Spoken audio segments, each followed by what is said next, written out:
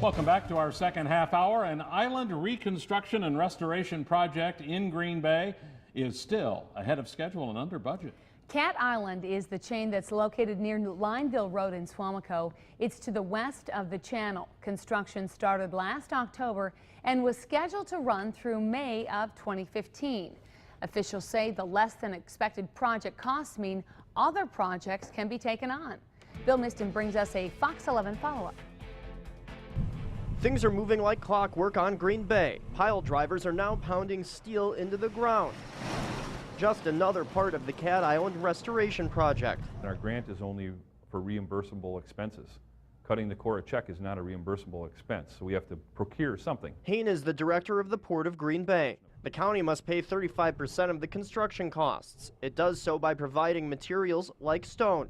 The U.S. Army Corps of Engineers, the lead agency on the restoration, covers the rest. The bottom of the bay is proving to be harder, which means we're placing less stone. So we may be, and we believe, getting out of our cost share balance. Which is why the county has moved up its plans to install a dredge material offloading facility on the island. By paying for the facility now, Haynes says the county is covering its end of the project. The three island footprints were originally expected to cost more than $30 million. Haynes says it's now less than $20 million. And the Army Corps has money left over too, about $4 million worth. Fox 11 tried to contact the Corps. Our calls were not returned. Work on Cat Island can be seen from Renard Island. The Corps-owned dump site is made up of contaminated sediment from the harbor and channel. Haynes says the Corps will transition its extra funds to Cap Renard. So the county has no cost obligation to the closure of Renard Island, and we'll end up with the island after it's closed.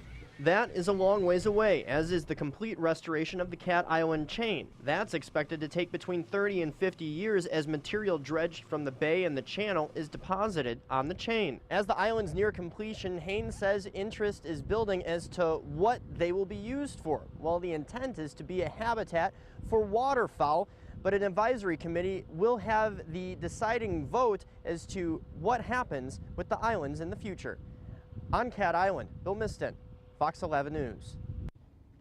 Haynes says the offloading facility is about 60% complete. The island structures are expected to be complete by the end of the summer. As for Renard Island, Haynes says the capping will begin